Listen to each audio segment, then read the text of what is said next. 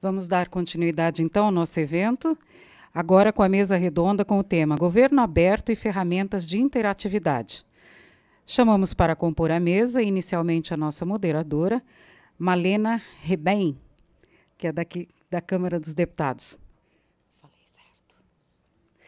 Convidamos também Andrés Martano, representante da COLAB, Colaboratório de Desenvolvimento e Participação da Escola de Artes, Ciências e Humanidades da Universidade de São Paulo.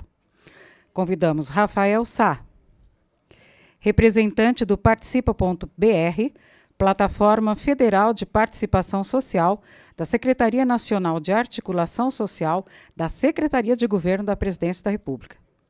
Chamamos Guilherme de Almeida, representante do Laboratório de Inovação em Governo, diretor da Inovação e Gestão de Conhecimento da Escola Nacional de Administração Pública do Ministério do Planejamento, Desenvolvimento e Gestão.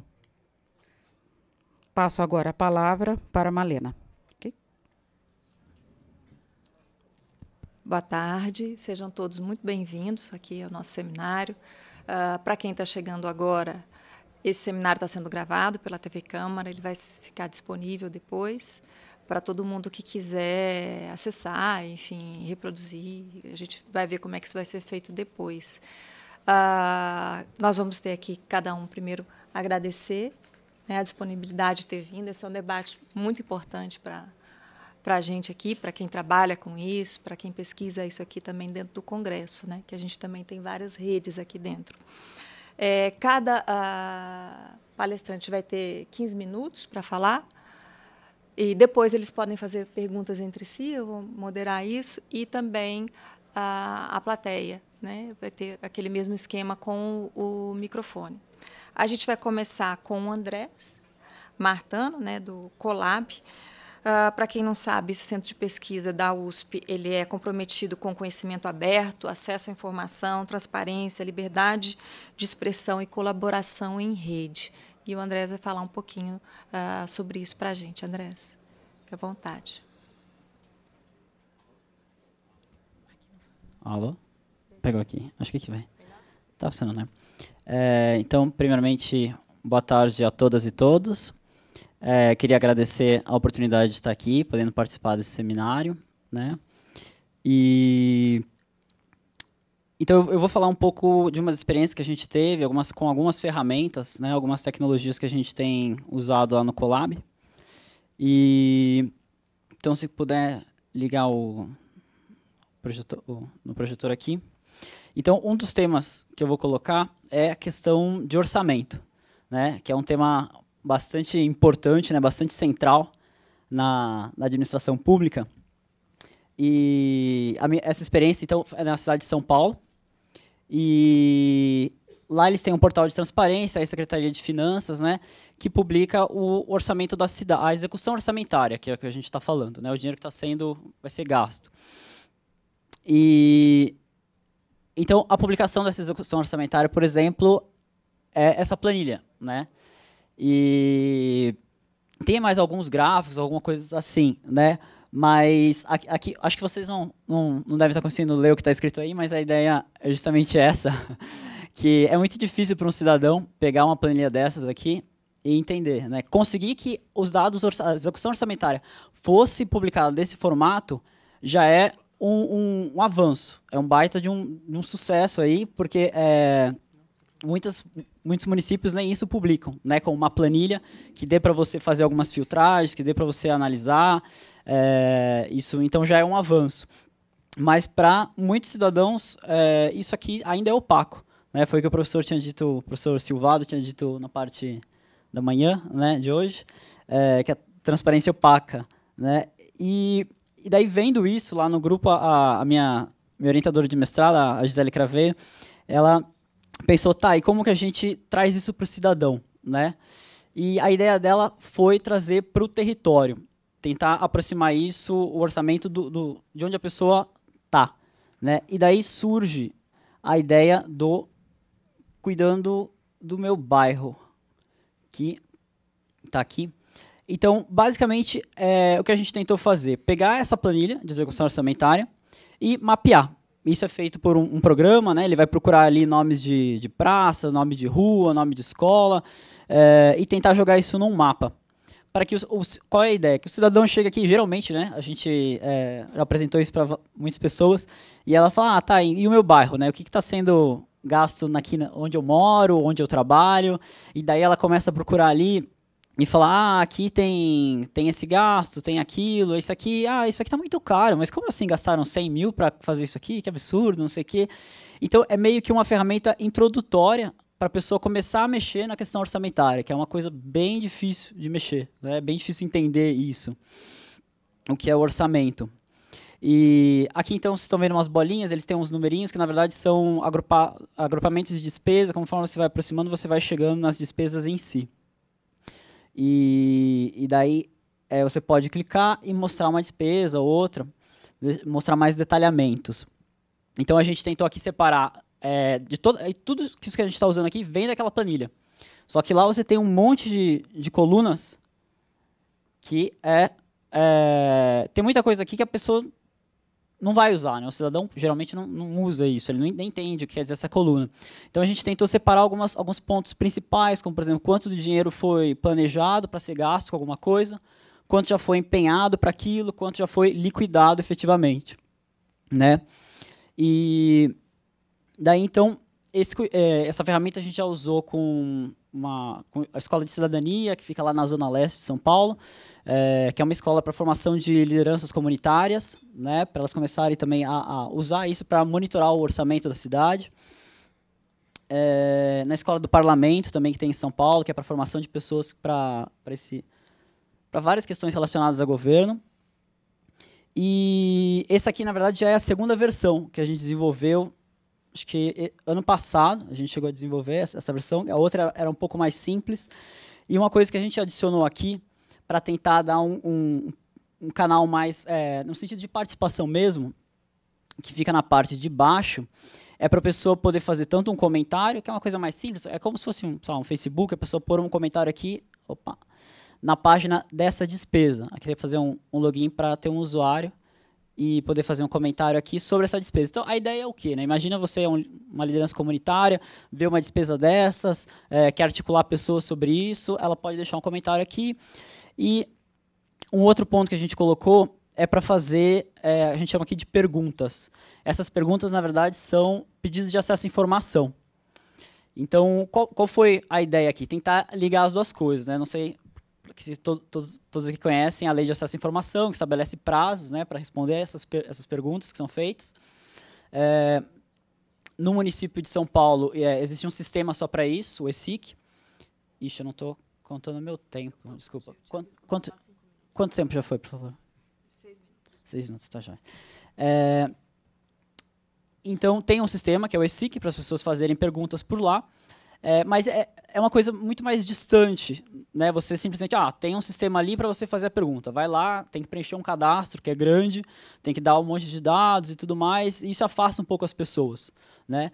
Então a ideia aqui foi já ligar isso à matemática. Então a gente tem o orçamento, a gente tem aqui essa despesa que foi feita no seu bairro, você viu aqui o valor, viu algumas informações, que as informações vêm da planilha lá de execução orçamentária. Tem alguma dúvida? Você gostaria de fazer alguma pergunta?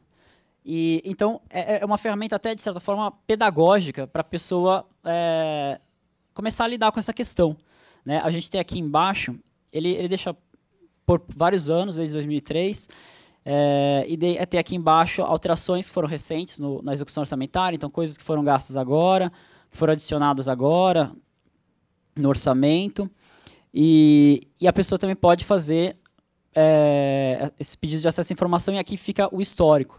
Então, uma das intenções é deixar esse histórico dos pedidos de acesso à informação públicos, né, para que as pessoas possam ver o que já foi perguntado sobre a despesa e partir daí, né? Então, aqui tem todo o histórico dessa pergunta, por exemplo. Essa eu não lembro se é a que eu tinha visto, mas, por exemplo, uma das coisas que é frequente, né, no orçamento, que para as pessoas elas se espantam quando vêm. Tem muitas despesas que estão com R$1.000, por exemplo, e a pessoa fala, mas o que é R$1.000? Né? Às vezes é construção de hospitais, construção de escola, R$1.000. mas é um pouco de como eles fazem para reservar, para que tenha já um pouco de verba destinada para aquilo, para depois ampliar, porque seria mais fácil reservar do que ampliar. Seria mais fácil ampliar uma verba depois do que já adicionar uma verba nova, né? Mas aí tem o outro lado também, que as pessoas colocam que muitos vereadores acabam adicionando isso, sendo que depois não tem intenção de realmente ir atrás daquilo e tudo mais, né?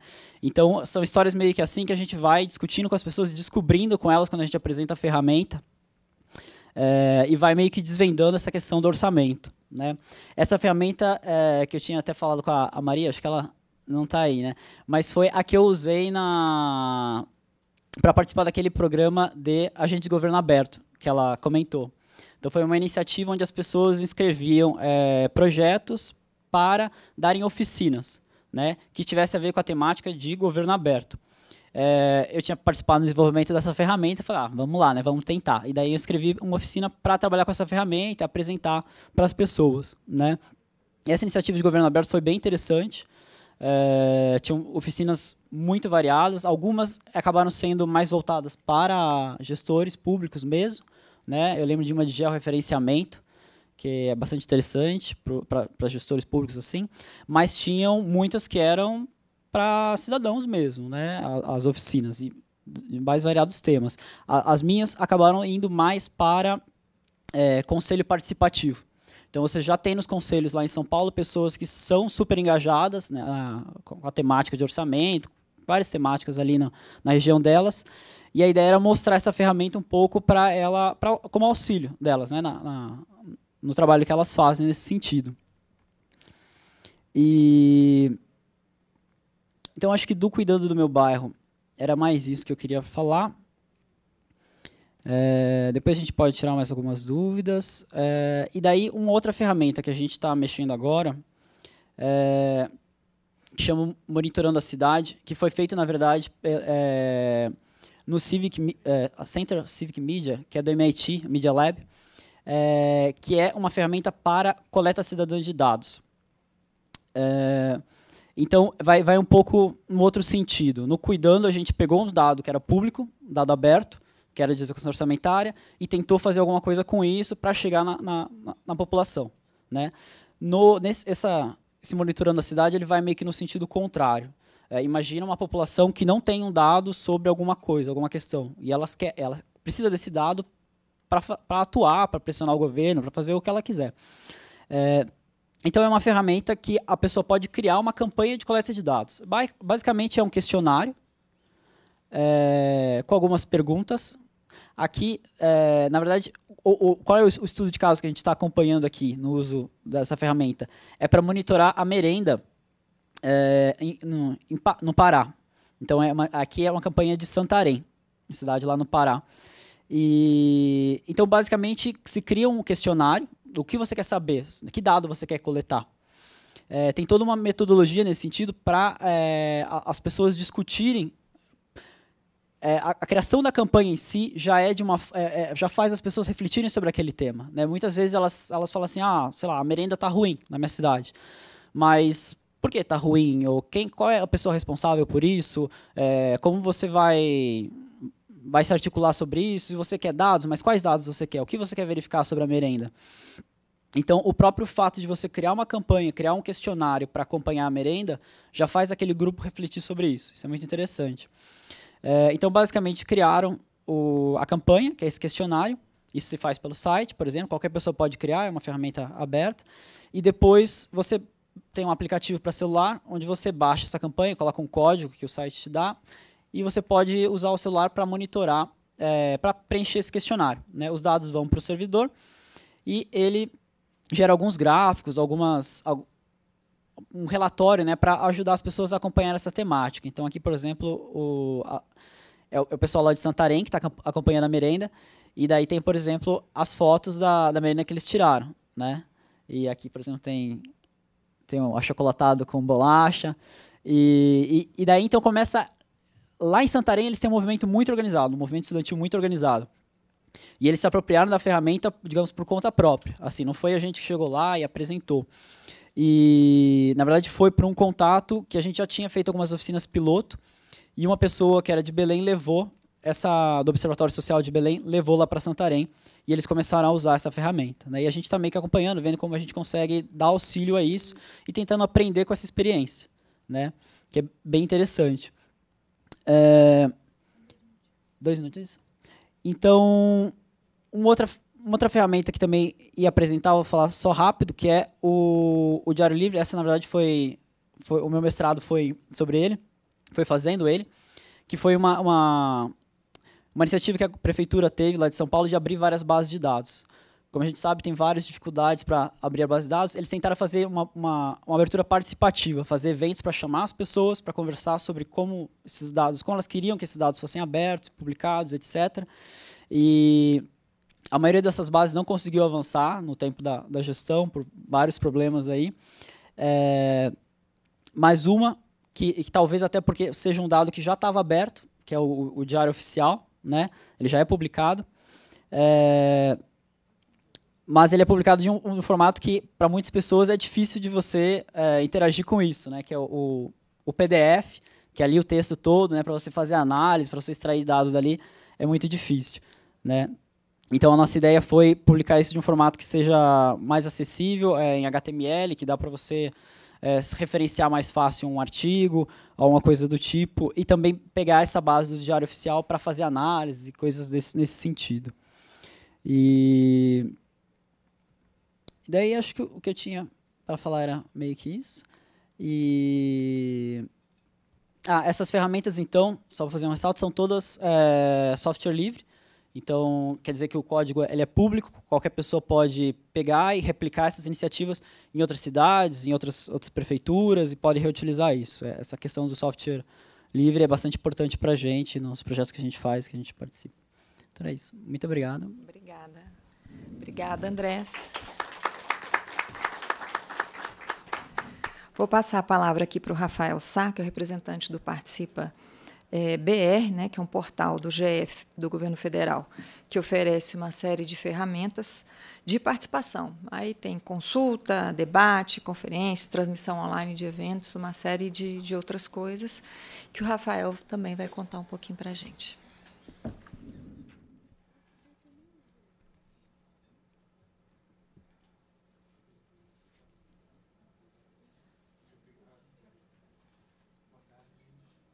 Funcionando? Sim. Boa tarde. Muito obrigado pelo convite. Eu acho que eu já abri bem para frente. Está aqui. Vamos falar sobre o Participa. Eu comecei a trabalhar com a gestão do Participa esse ano. É um instrumento que foi criado no final de 2013 e colocado para funcionar, lançado oficialmente em 2014.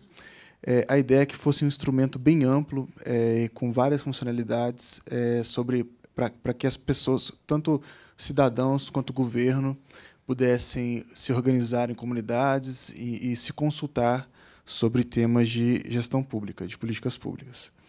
Bem, esse é o conceito, né? O espaço concebido para que os diferentes agentes de governo, movimentos, organizações e cidadãos em geral possam realizar o exercício da construção colaborativa de políticas públicas e de diálogos sobre temas específicos, assim como para pesquisa sobre participação social. Então, na verdade, o site ele é basicamente uma rede social. Ele tem um perfil de usuário, você tem amigos, você tem comunidades, e dentro dele você pode criar trilhas de participação, ou seja, trilhas, passos, né, que as pessoas interessadas devem seguir para atender a determinada consulta, né? Ele foi concebido a partir do Seminário Nacional de Participação Social, em 2011, com já experiências anteriores do Gabinete Digital do Governo do Rio Grande do Sul, participação de universidades, né, da UNB, da USP também participaram ativamente. E, desde então, ele já estava sendo desenvolvido no governo. Com as manifestações de junho de 2013, aquelas da época da Copa das Confederações, o desenvolvimento ele entra no radar, né, dos tomadores de decisão do governo federal enfim, ele é colocado ali no centro das prioridades e já no final de 2013 ele começa já a funcionar, né? que a partir das manifestações chegaram a essa conclusão, né, que todos os mecanismos formais de participação social, os conselhos, comissões, as várias conferências nacionais que são realizadas desde a década de 40, mais intensificadas na década passada, elas não davam para o governo a dimensão certa da opinião do cidadão, das necessidades, né, que havia necessidade de se desenvolverem outras formas de ouvir o cidadão.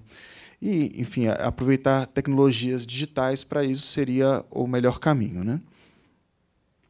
Esses foram os objetivos iniciais do Participa, que é desenvolver práticas inovadoras de participação via internet e oferta de espaços de manifestação e debate para cidadãos e organizações.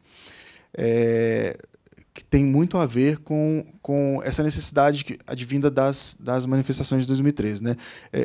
Criar ali, de uma forma digital, um fórum para manifestações e para a construção de algo que pudesse ser aproveitado pelo Estado. Né? Captar demandas para além dos fluxos formais existentes, aquilo que eu falei, os mecanismos formais, a conclusão foi que eles não respondiam à necessidade de expressão da sociedade, né?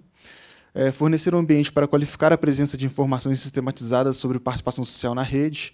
Quer dizer, o Participa ele não é só um espaço de participação, ele é um repositório também de informações, né? Ele é um repositório de dados de reuniões, dados de pesquisa, né? E fomentar a formação de comunidades em torno dos temas ligados à participação social para ampliar as possibilidades de participação e incidência do cidadão por meio da internet em apoio aos mecanismos formais de participação social. Essa é uma parte que eu gosto muito de falar, eu acho que a parte, talvez, é a inovação mais importante, né, que é a construção colaborativa. O Participa ele não foi encomendado como um produto de uma empresa, ele foi construído junto com a sociedade, né? Aqui são alguns atores envolvidos, né? O SERPRO ele era o desenvolvedor governamental, mas também a Colivre, que é uma cooperativa de desenvolvimento em software livre, a USP, a UNB, a Segov, né, que é a SG, até então, hoje a Segov, da Presidência, a Secretaria Nacional de Juventude, que teve a primeira experiência nossa de governo federal em plataforma de participação social, né, que é o Participa Juventude, e a SLTI do Ministério do Planejamento. E Nosfero foi o ponto de convergência, né, é a tecnologia de rede social em software livre que foi utilizada para desenvolver o Participa. Bem, como eu disse no começo, o Participa ele é um site que a gente fez mais ou menos o seguinte: a gente fez o gramado e deixamos as pessoas pisarem para depois cimentar os caminhos, né? Então, ele sofreu uma evolução de capa e está tendo uma evolução de funcionalidades que vai muito em seguir as trilhas que os usuários vão determinando como mais importante, como mais útil, né, do site. Então, essa foi a primeira capa dele. Eu acho que não está pouquíssimo visível, né? Mas era uma capa bem aberta, né? Que tinha basicamente tudo que o site pode oferecer. A evolução dele, que foi a partir de 2013, não, desculpa, de 2015, foi uma evolução mais voltada a consultas públicas, né? Que nós chegamos a essa conclusão que o site ele vinha sendo usado para que os órgãos públicos consultassem a sociedade sobre normativas, políticas públicas, enfim, em geral. E a próxima evolução dele, que é uma evolução de usabilidade. É uma evolução que está sendo lançada agora. A primeira parte para a consulta pública já está no ar. E amanhã nós estaremos já começando a homologar a segunda parte, que é a parte de capa e de gestão do site, né? E até o final do primeiro trimestre deve estar pronta, que é uma solução que vem atender uma necessidade que nós notamos, tanto de operação, mas de usabilidade, né? A gente viu que para o usuário comum não era muito fácil criar uma comunidade, colocar conteúdo. Então, essa evolução é um template que se chama Angular, né? Que a intenção é tornar o Participa mais fácil. O nosso lema é: nós não queremos dar curso de Participa, né? Quem entra no Gmail, quem usa o Google, não precisa de um curso. Nosso propósito é o mesmo, né? E, para terminar, eu coloquei alguns desafios que a gente vai buscar nesses próximos 2 anos.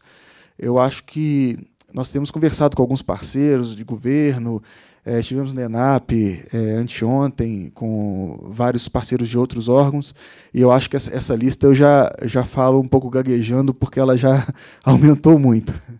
Mas nós temos esses desafios que eles têm: a facilitação do uso, como eu disse, é tornar o Participa mais intuitivo, apoiar outros mecanismos de participação social. Nós vimos que não adianta algo paralelo e que não tenha convergência nenhuma com o que já vinha sendo feito.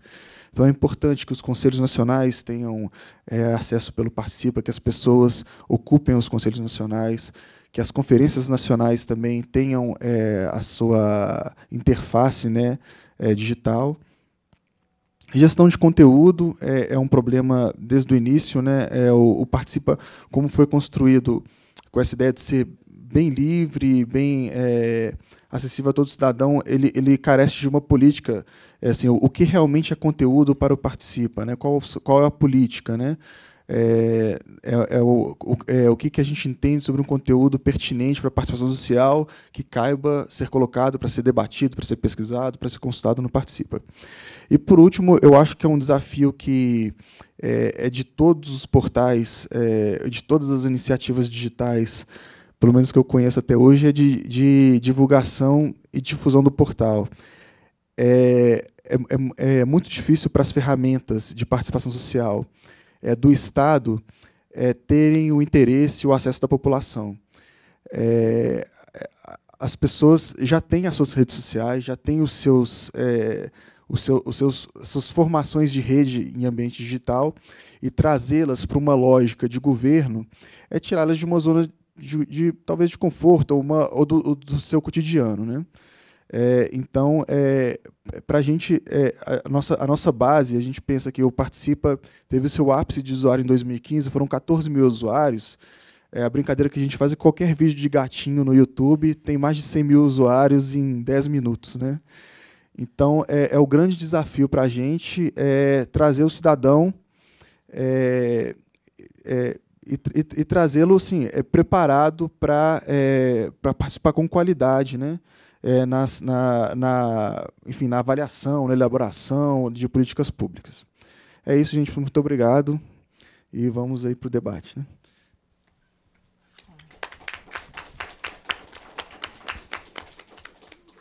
Muito obrigada, Rafael. Agora vou passar a palavra para o Guilherme de Almeida, representante do Genova, que é o Laboratório de Inovação em Governo.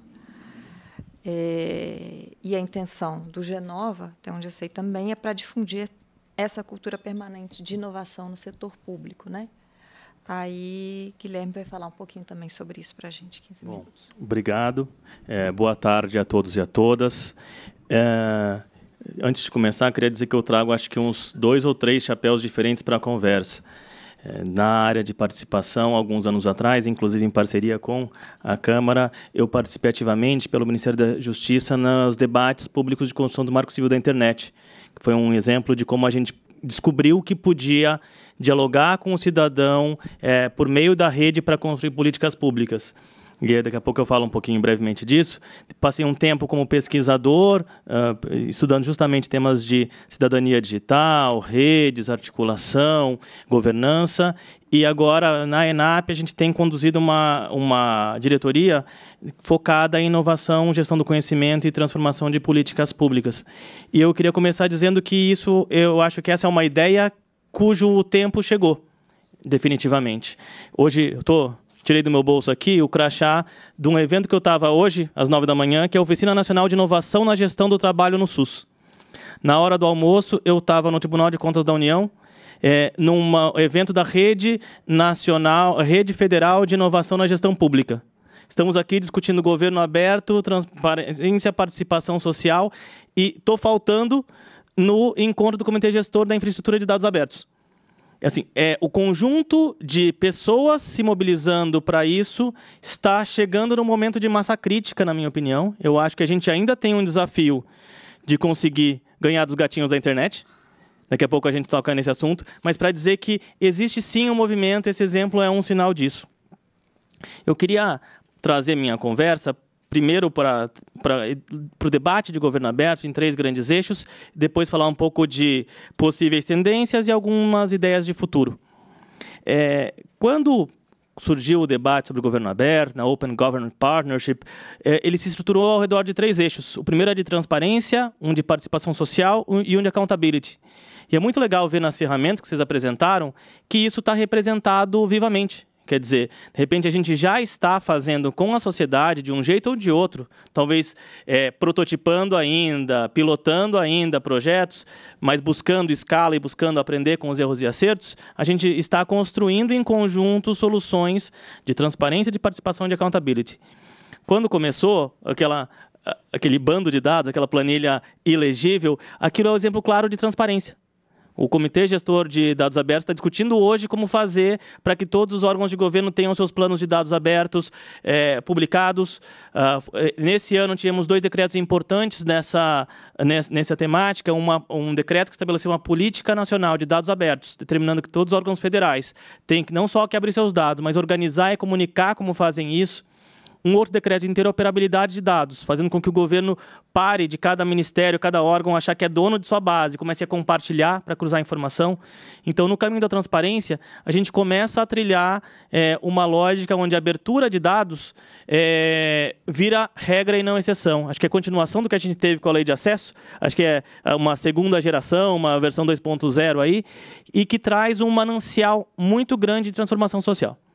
Porque como a gente viu em aplicativos, como a gente viu em outros casos aí, ou, por exemplo, no próprio TCU, hoje mais cedo, o TCU fez um concurso de aplicativos que usava dados abertos para que a sociedade conseguisse monitorar melhor o que estava acontecendo, conseguisse entender melhor. Isso pode servir desde, como em São Paulo fizeram, você conseguir saber se o ônibus vai chegar ou não a tempo, até você ver se há um desvio de dinheiro público numa obra. Então, existe um potencial de uso de dados que traz um conceito que eu gosto muito, que é o conceito de governo como plataforma. Cada vez mais cabe ao governo servir de estrutura para que a sociedade produza seus insumos, crie em cima, construa, gere valor, etc. E na sociedade da informação, o nosso maior insumo é a informação, é dado. E o governo produz tanto dado que, se conseguir fornecer esse dado para a sociedade, para que ela transforme, use, crie, reinvente, eu acho que a gente tem uma sociedade mais produtiva, mais interativa e mais cidadã. Isso vai desde dados, por exemplo, como o próprio laboratório Hacker aqui faz, de discursos dos parlamentares ou das proposições em curso, até dados meteorológicos históricos. Chove muito nessa época do ano, naquela região, vou investir na lavoura aqui ou ali, você começa a ter informações que podem ser úteis para a sociedade. Então, nesse campo de transparência, eu acho que a gente tem sempre a evoluir, mas a gente tem caminhado por num rumo no qual não só o governo produz cada vez mais dados e discute cada vez mais como produzir e compartilhar, e a sociedade começa a usar esse dado. Há desafios e dilemas, a gente deixa isso para o debate, mas só para contar que na transparência a gente está caminhando. Na participação, eu acho que também tem bons avanços. O processo de construção do Marco Civil foi um caso inicial onde a gente começou a ouvir a sociedade começou a pôr pela internet a mão na formulação da política. E o Participa nada mais é do que isso a 10ª potência. Todo e qualquer órgão de governo que quiser discutir com a sociedade numa plataforma, ouvindo o que está acontecendo, tem o Participa BR para isso. Precisamos ainda, de novo, repito, ganhar dos gatinhos no YouTube, mas a ferramenta está aí, eu acho que é o passo de gerar o engajamento, porque a transparência e a participação precisam também do engajamento. Um terceiro eixo aí, que é o eixo da accountability, da responsabilização do cidadão, dos agentes públicos pelo que fazem, eu acho que é um eixo que ficou muito bem mostrado também na primeira apresentação, que é, de repente, você consegue transformar aquela planilha incompreensível num mapa que diz se a escola do seu bairro ganha mais ou menos, funciona melhor ou pior que a escola do seu vizinho. E com isso você começa a fazer com que a sociedade consiga olhar para o setor público com olhos de raio-x, com uma visão 3D mesmo, de enxergar a realidade aumentada, enxergando, olha, aqui o dinheiro está mal gasto, aqui o impacto na educação é pior, ali está faltando tal medicamento. E a gente começa, a partir daí, ter uma demanda social mais estruturada e mais racional sobre os agentes públicos. De novo, potencialidade. A gente já tem exemplos disso funcionando, a gente tem modelos disso acontecendo, e a gente tem casos de sucesso, maior ou menor, a gente tem uma boa meia dúzia, pelo menos, de empresas sociais, de ONGs, de iniciativas de colaboração ou de trabalho conjunto, sociedade e governo, que começam a apontar que há um caminho para você construir soluções em conjunto e, sobretudo, soluções que responsabilizem e apontem, contribuam para o setor público de fato. Passando esses 3 pontos iniciais, eu queria explorar aqui brevemente, só para a gente enxergar onde a gente pode chegar,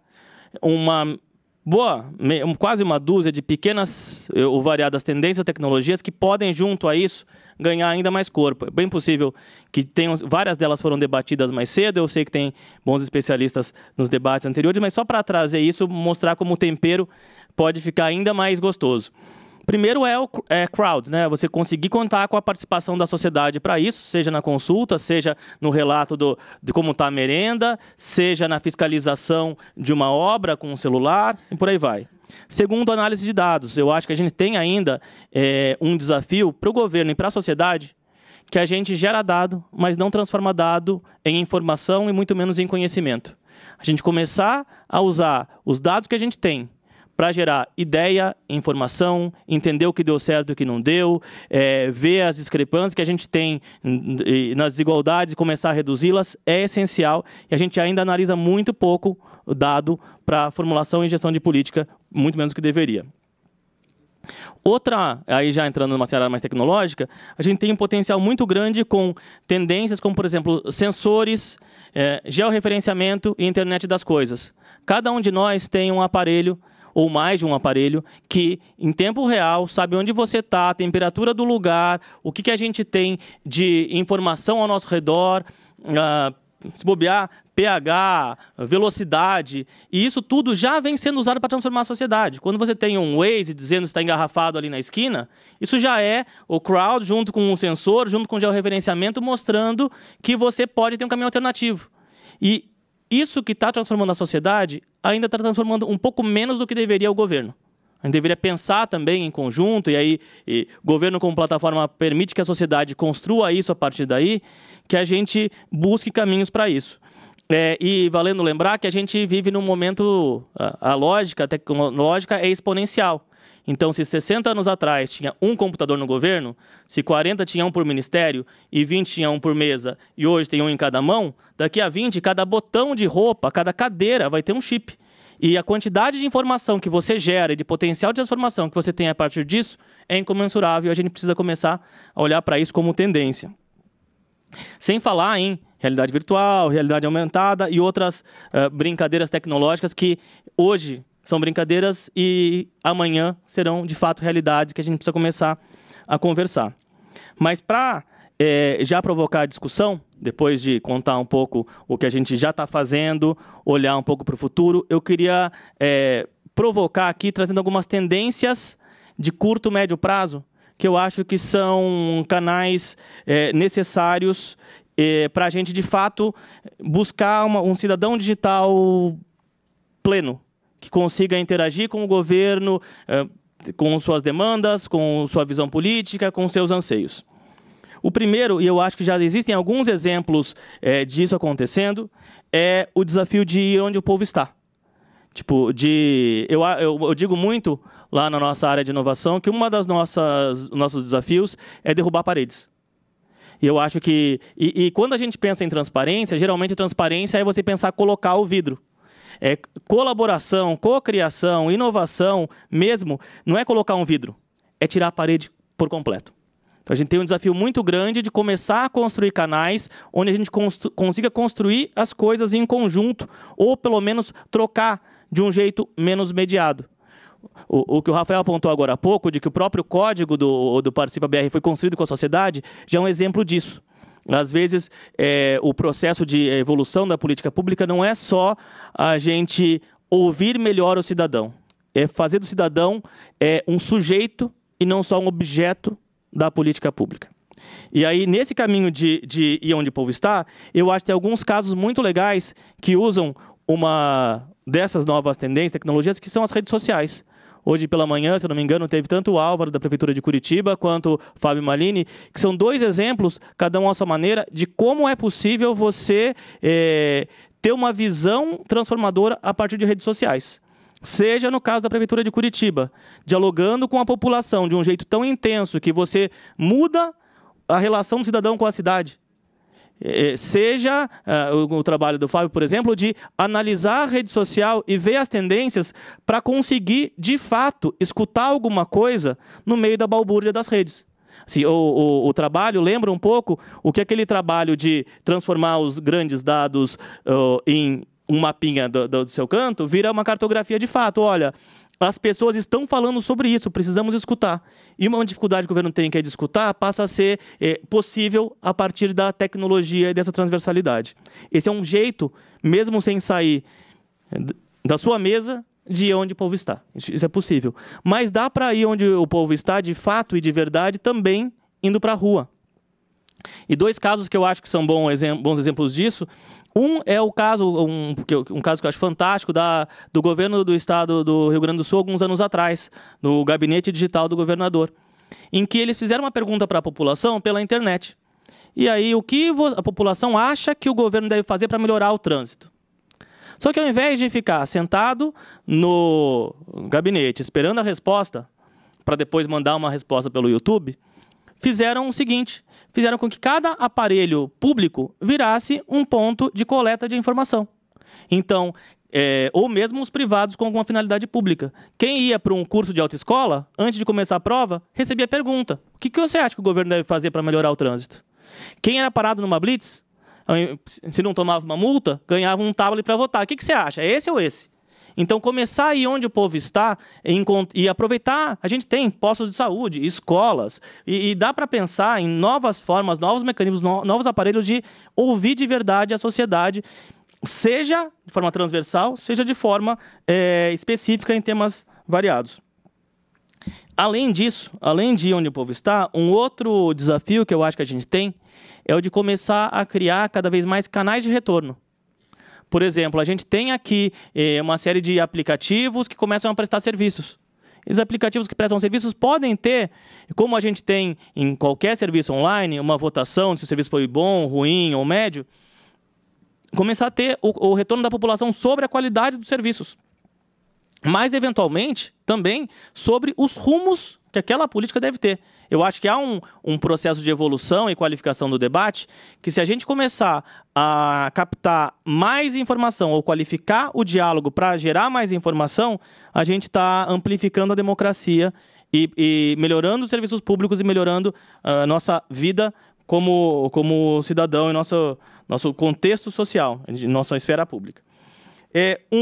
E aí, tudo isso leva a um desafio grande, que é o desafio de, em última instância, eu não digo reformar a democracia, mas digitalizar a democracia. A gente tem uma série de mecanismos representativos que eles são baseados em restrições de outrora. Talvez a gente consiga cada vez mais buscar canais de participação social pela tecnologia, que não por acaso é o tema da nossa conversa, mas nisso eu queria trazer um conceito que eu acho que é essencial para um debate como esse, que é da Beth Novak, que inclusive é do GovLab, da mesma instituição da Maria Hermosilha, que falou agora há pouco. Ela, num livro muito interessante chamado Weak Government, ela coloca a distinção entre participação e deliberação. Então, há processos de construção, de cocriação, sociedade e governo, que eles são fundados em vamos encontrar a melhor solução juntos, e aí a participação de especialistas, aproveitar a ideia do outro para buscar algo melhor, e embora isso não leve a uma decisão final, leva a construir uma ideia, um modelo possível de transformação. Muitos dos debates legislativos, pelo menos numa primeira etapa, são isso, são processos de construção coletiva, e no qual, mesmo se você não tem uma participação gigantesca, você tem uma qualificação da participação, que é o que se requer. E aí você tem momentos de deliberação, onde, de fato, a gente vive uma democracia representativa, onde os processos eleitorais eles trazem essa legitimidade deliberativa. Se a gente conseguir juntar o melhor da colaboração com o da deliberação, e a tecnologia está aí para isso, eu acho que a gente fortalece e digitaliza a nossa democracia. Provocações iniciais são essas. Obrigado.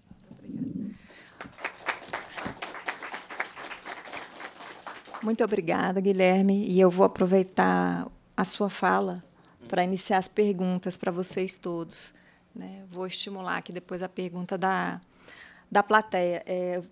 A Maria Hermosilha colocou uma questão importante, que é a questão da confiança, né? Que nós vivemos aqui, mundo afora, em muitos lugares, uma crise de desconfiança, né? Nas instituições governamentais e tal. Aí o pessoal que estuda déficit democrático vai sugerir, a maioria deles sugere, olha, se você aumentar a participação, você consegue diminuir esses déficits, né? De saber o que as pessoas estão pensando, delas analisarem o que você fez, então você vai conseguindo reequilibrar, ou seja, quem defende ainda o sistema representativo. E aí você colocou a questão de deliberação e participação. E eu estava lembrando dessa mesma coisa, porque os teóricos deliberativos já falavam de esfera pública e de você reunir as pessoas, porque a participação legitimaria o processo, então melhoraria a confiança. E aí ele fala que precisa ser uma participação qualificada, e eles nem sabiam de Web 2.0 e que a gente ia chegar nessa possibilidade. Na verdade, a dificuldade é legal, né? Você tem esferas públicas, mas como que a gente operacionaliza isso? Né? Lá teve gente, o Rabens falou, pode ser informal. Não, mas tem gente, não, olha, a gente precisa institucionalizar. Né? Os organismos de governo precisam saber como trabalhar até para a gente garantir que isso dê em alguma coisa. E, mais recentemente, isso vem com o que a gente chama também de crise de representação, né? Que, na verdade, não é uma crise de representação, no que a gente espera hoje de representação. Então, hoje as pessoas falam, não, eu quero negociar essa representação durante todo o mandato. Eu não te dou uma carta branca. E aí a participação facilitaria, né, aprimoraria essa representação. Bom, dito isso, o que eu quero colocar para vocês? Eu sei que a pergunta é difícil, mas é só para pensar mesmo. Vocês todos trabalham mais com governo, né? E no parlamento, e a gente está hoje participando de grandes debates e políticas que vêm do governo, né? Esse debate é muito acirrado aqui. Você tem várias forças políticas, tem algumas participações da sociedade que vocês já conhecem, do Lab Hacker de transparência, do E-Democracia, são pequenas participações qualificadas, como você falou. Mas nós temos diversos outros canais de entrada da sociedade. Qual é o nosso desafio? E aí eu coloco para vocês, porque eu acho que o governo também passa por isso, é feedback. Essas pessoas, elas não querem falar comigo aqui. Né? Elas escrevem lá no Participa, elas querem saber do gestor o que ele vai fazer. Né? Como estimular ou garantir um feedback, né? Da parte política mesmo. Não sei os problemas que vocês enfrentam em relação a isso. Esse é um que nós enfrentamos, e já em conversa com o usuário e tal, porque é muita informação também. Então, o que é que você tem que responder ou não? Né? A gente que tem diversos canais de entrada, quer dizer, até se você sistematizar e realmente aquilo ser útil, né, leva um tempo. E sugestões simples de vocês também, no âmbito legislativo, de assegurar essa participação de qualidade em grandes debates como os que a gente está tendo aqui. Eu não sei quem quer começar. Esse daqui está funcionando também, tá. Engraçado, você falou sobre desconfiança na democracia representativa, né? Eu tenho muito medo que essa desconfiança também vire uma desconfiança na participação social. E isso não é muito difícil. A participação social ela não é um salvador automático da democracia representativa. E muito por isso, pelo que você falou também, qual é a devolutiva? O cara colocou lá o papelzinho dele na caixinha de sugestão. Alguém vai abrir a caixinha de sugestão e ler? Né? Existem várias soluções para isso. E eu acho que a participação ela é muito feita sob medida. Nem toda política pública, nem todo ente governamental vai demandar o mesmo tipo de participação na mesma fase ou nas mesmas fases de cada ação ou política e tudo mais.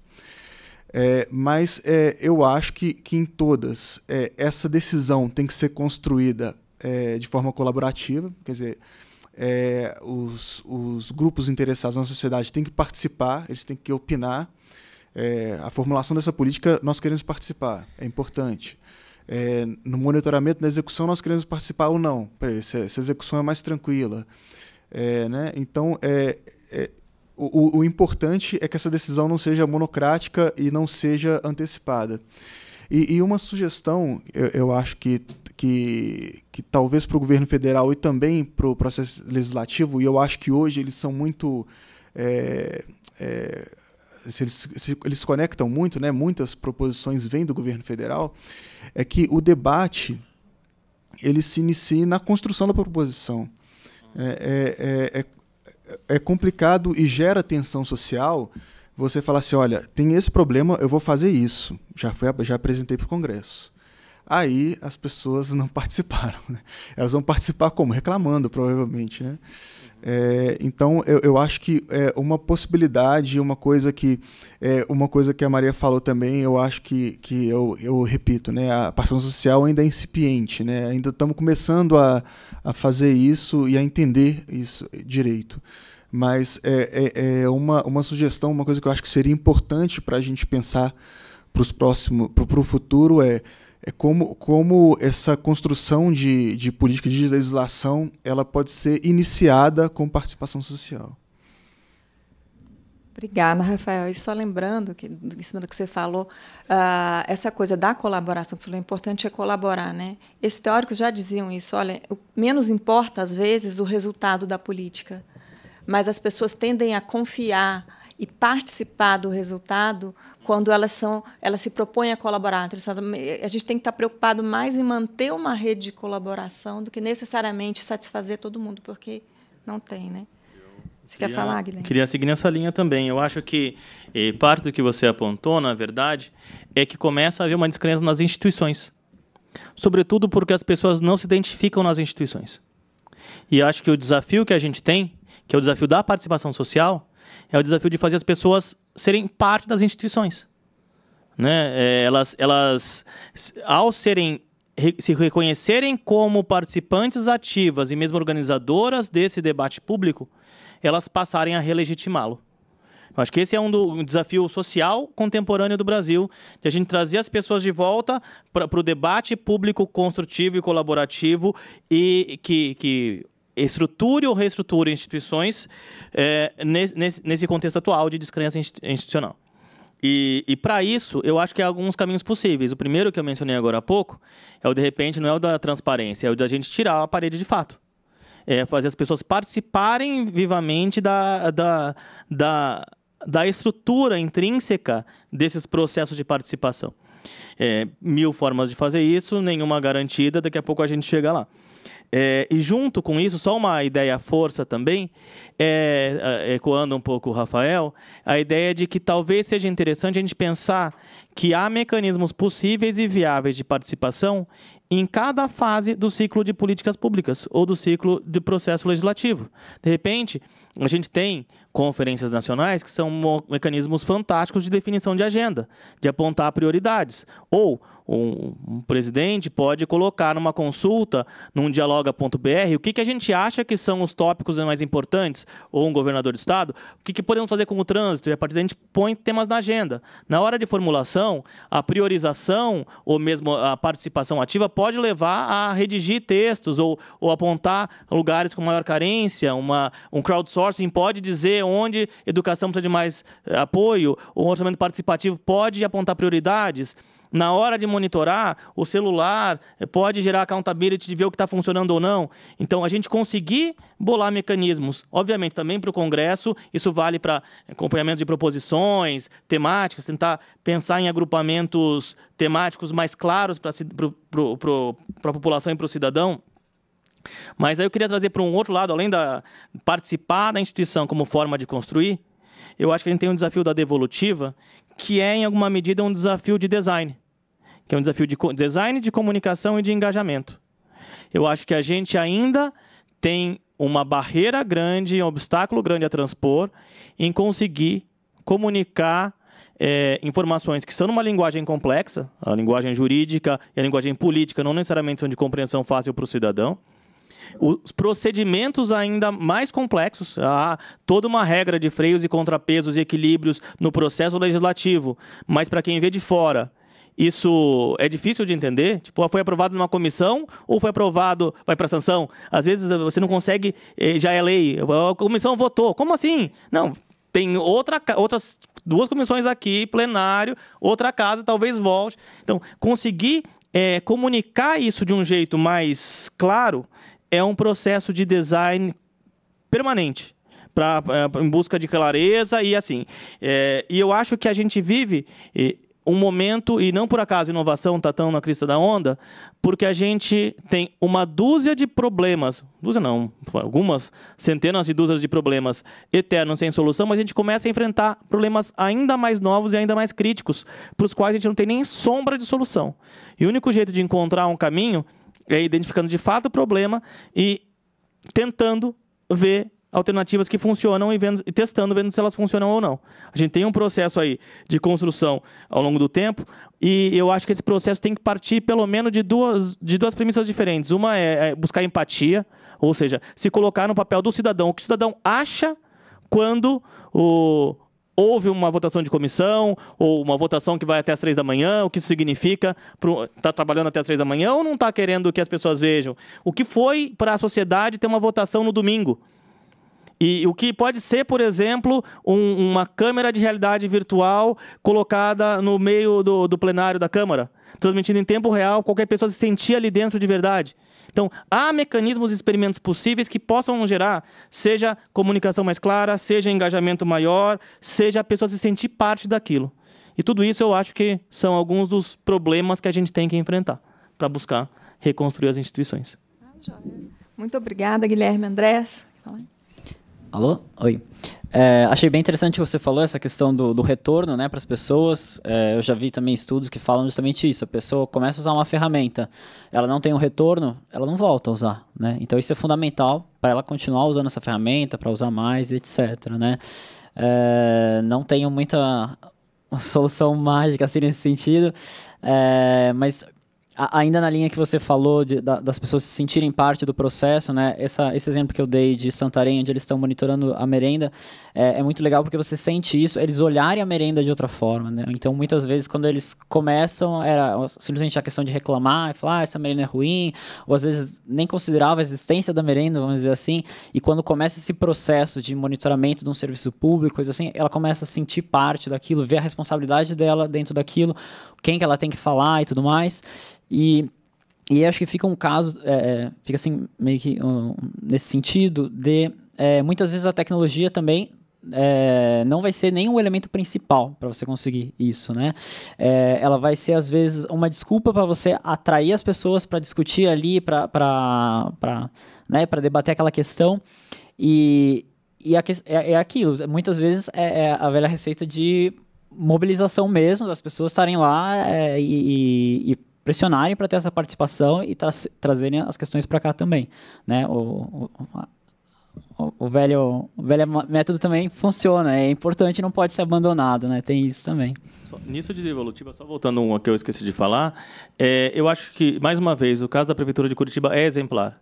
Assim, de retenção. Eu sou curitibano, então eu sou suspeito para falar, mas eu acho que eles conseguiram encontrar uma linguagem cidadã interativa e há estudos sobre isso já, mas de uma parte de comunicação mantendo o sinal, o engajamento e o contato, uma parte informativa e uma parte cidadã, que é mostrar que você tem serviço público, mas você também pode transformar a sociedade, trazendo as pessoas para perto. Obviamente, tem perfis contestadores e que dizem que é uma porcaria, que é propaganda, etc. Mas eu acho que resgatou um pouco do tecido social esgarçado na relação público-privado. E você vê até, eu achava uma coisa que eu achei fantástica, eram as declarações de amor à prefeitura, das pessoas que achavam um perfil que estava funcionando tão bem.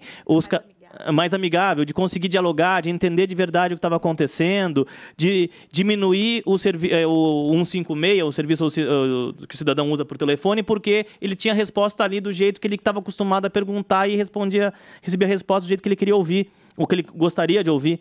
Então, acho que existe um canal, sim, de dialogar. Mas, de novo, eu acho que o caso ele é exemplar, mas ele é um caso também até agora único, porque conseguir surfar nessa linha tênue entre a informalidade da comunicação da rede com a necessidade de objetividade do serviço público, as diferentes perspectivas da sociedade com relação ao poder público e a cortesia no trato, assim, não é fácil. Eu não sei se estão aí ainda, mas depois eu dou um parabéns pessoalmente, porque o trabalho lá eu acho que é um caso a ser observado, tanto quanto possível seguido.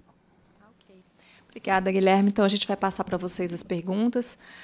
Vocês podem fazer especificamente para um dos convidados ou para todos de forma geral. Aí, se alguém quiser, só levanta a mão que ela vai levar o microfone.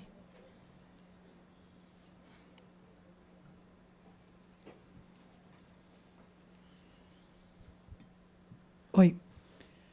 A pergunta é para os três.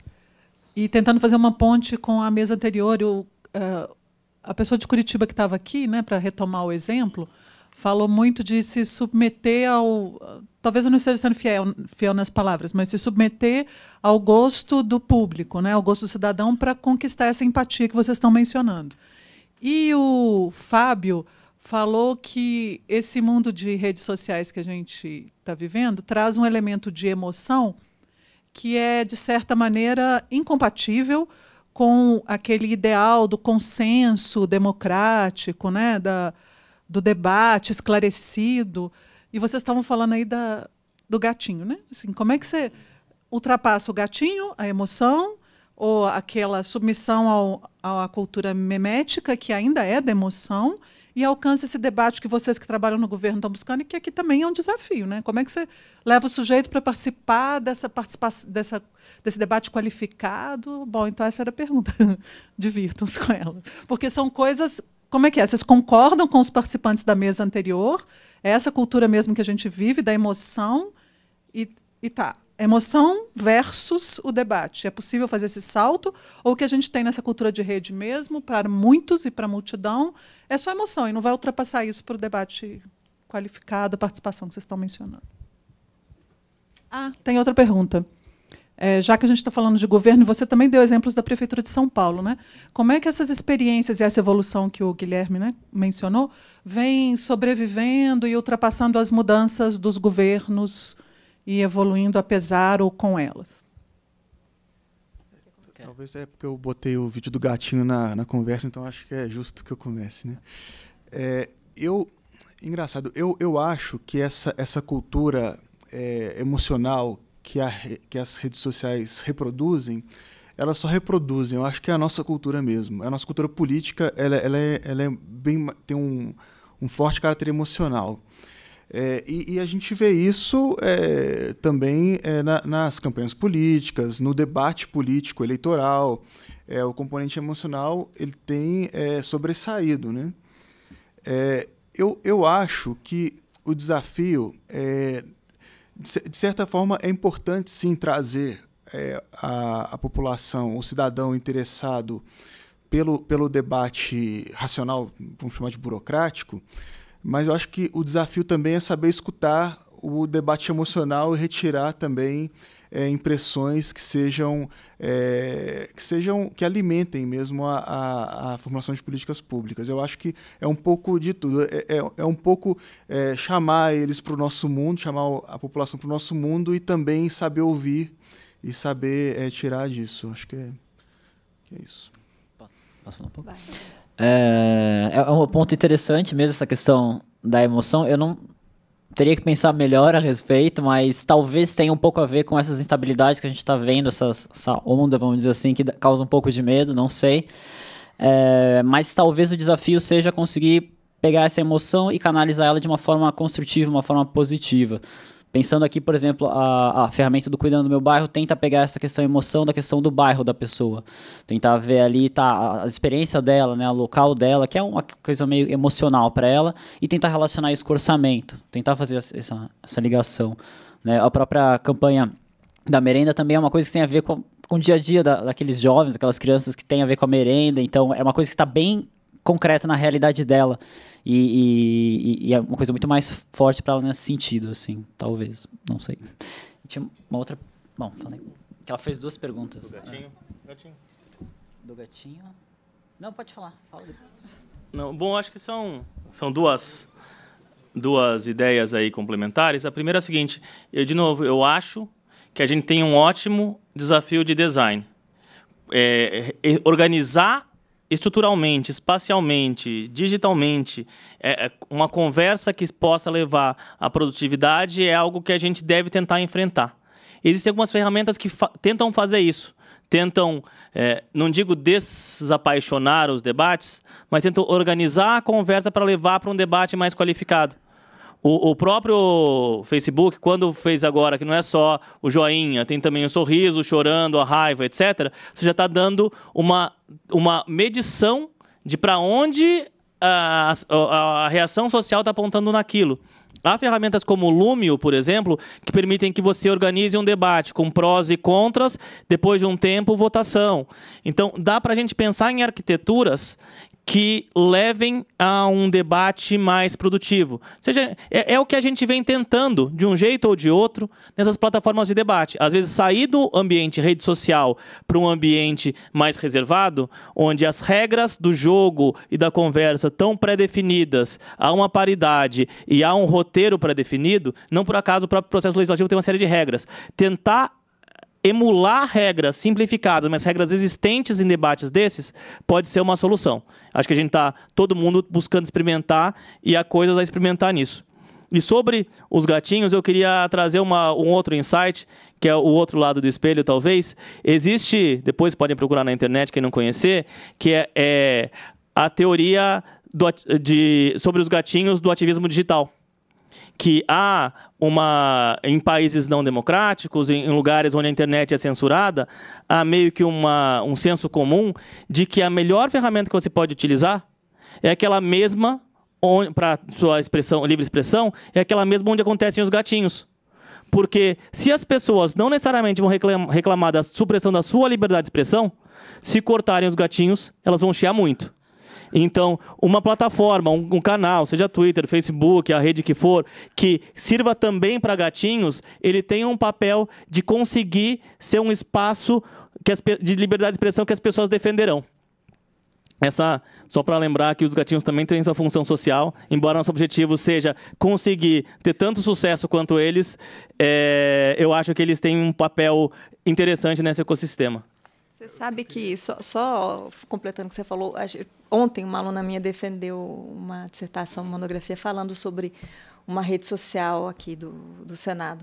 E os posts que têm mais interação são esses que falam de conexão, que tocam nas pessoas de uma forma mais pessoal. Elas participam dos outros formais, mas é isso, você tem que mesclar para poder tornar mais amigável e trazer mesmo as pessoas. Só completando o que o Guilherme falou sobre os botões do Facebook, lá sobre qualificar as emoções, né?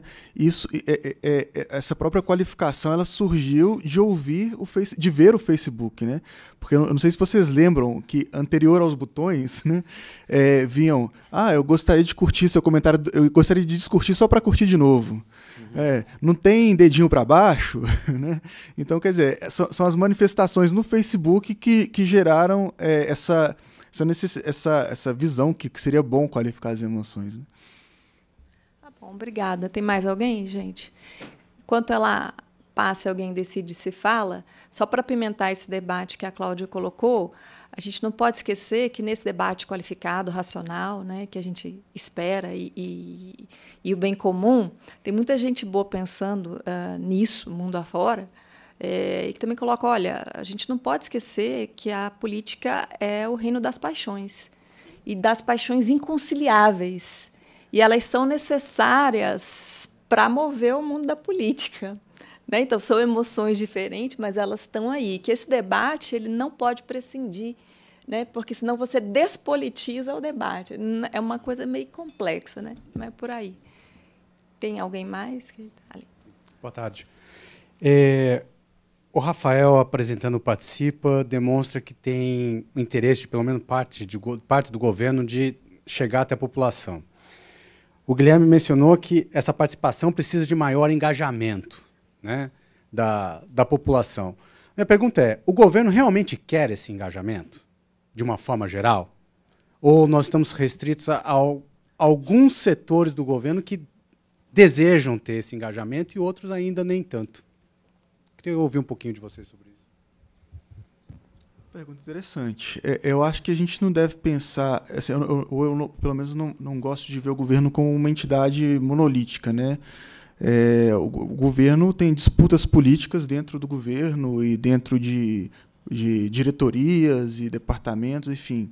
As pessoas com suas visões políticas estão ali, e visões burocráticas, às vezes, sobre a melhor forma de funcionar a administração pública, estão ali disputando, né? Então, eu acho que existe uma certa fluidez aí entre um gestor preferir participação ou não, e isso talvez seja muito atomizado, assim. O que eu noto pelos mandatos, né, que assim, os mandatos de que a gente busque articular com os órgãos do governo para que seja utilizada a participação social como mecanismo de construção e de monitoramento de políticas públicas, ele se mantém, né? Mas eu acredito que já existem e vão existir outros trabalhos medindo, né, eu acho que essa medição ela deve ser mais específica e, de certa forma, mais científica do que opinativa, assim. E já existem alguns trabalhos, inclusive da Universidade Federal de Minas, sobre como alterações em governos, e aí governos locais também, subnacionais, como essas alterações e alterações em secretarias, em ministérios, como isso influencia. É uma coisa muito, eu vou chamar de atomizada, e talvez seja difícil dar uma foto assim, geral, pelo menos na minha opinião, né? Difícil dar uma perspectiva geral sobre isso. Eu queria, com a sua licença, de inverter a pergunta, que é a seguinte: a gente sempre faz a oposição do político versus burocrata, né? A gente tem sempre essa visão meio weberiana e tal. E aí eu reperguntaria, e já respondo, que é o seguinte: o burocrata, ele quer essa participação? Porque eu estou pegando minhas noções de volta aqui, e eu lembrei que governo aberto é transparência, participação e accountability. Pensando no indivíduo racional, recebendo seu salário depois de um concurso público, com estabilidade. Ele quer transparência? Ele quer que todo mundo veja o que ele está fazendo? Ele quer participação social? Ele quer que cada brasileiro venha dar pitaco para dizer que ele está errado? Ele quer accountability? Ele quer que todo mundo venha dar o dedo na cara dele para dizer: você fez errado isso mesmo, não é assim, é do outro jeito, você não fez ainda? A resposta padrão é não. Entendeu? Eu acho que a questão não é nem política, eu acho que a gente tem uma transformação social e cívica que começa pelas estruturas de Estado de fato. A política está nesse debate também, mas é a ponta do iceberg. Eu acho que existe um desafio, e não por acaso, estou pela 5ª vez levantando a cartelinha da inovação aqui, que a gente começa como servidor público, e eu acho que é uma... De novo, também o servidor público não é monolítico. Se a política não é, o servidor menos ainda. Então a gente tem tendências e há um movimento muito grande, pelo menos uma massa crítica se formando, de pessoas que acreditam que se você abrir para a sociedade e trouxer as pessoas para junto, você tem um trabalho mais apaixonante que vai dar mais resultado para a população. Entendeu? Conseguir ajustar o nosso serviço público para essa mentalidade, eu acho que é um desafio social tão ou mais importante que a gente mudar a democracia e mudar a política. Só para dar uma segunda cor aí e aproveitar a pergunta. Você quer falar? Não? Tem alguém que quer fazer pergunta mais? Não? Gente, então vou encerrar aqui o evento agora, agradecendo muito aos 3, né, Andrés, Guilherme, Rafael, por esse debate. É muito importante para a gente, acho que todo mundo está nesse desafio, né? A gente está no processo, né? Quando no processo fica todo mundo cheio sempre de dúvidas. Então, a gente tem que discutir e rediscutir isso de tempos em tempos, né? A Gisele, vou passar a palavra para a Gisele, que é diretora aqui da Secretaria de Comunicação, que vai encerrar. Só lembrando vocês que, em seguida, a gente vai ter um coquetel lá no Salão Negro, e todo mundo desce junto. Obrigada, gente.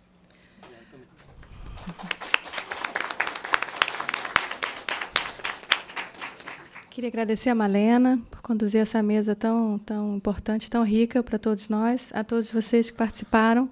Queria agradecer aos colegas do Centro de Informática da Câmara dos Deputados, ao Laboratório Hacker da Câmara. Nós somos parceiros, né, em nome da Secretaria de Comunicação. Quero agradecer a todos que estiveram aqui acompanhando esse debate, a todos os palestrantes da manhã e do dia de ontem, e dizer que a gente está aberto e aguardando sugestões, colaborações para a gente levar adiante esse projeto aí de interação e de participação da sociedade no processo legislativo. Muito obrigada.